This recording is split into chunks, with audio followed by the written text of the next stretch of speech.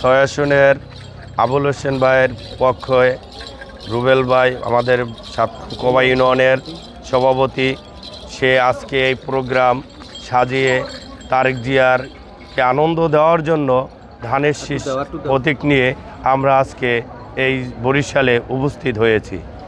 হ্যাঁ দাও, আছো একটু সবাই একটু দেখিয়ে দাও কবাই ইউনিয়নের পক্ষ থেকে।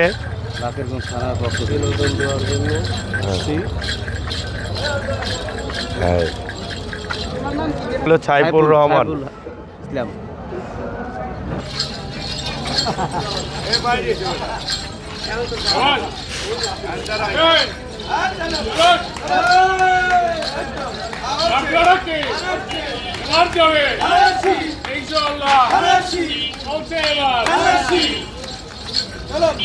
চলো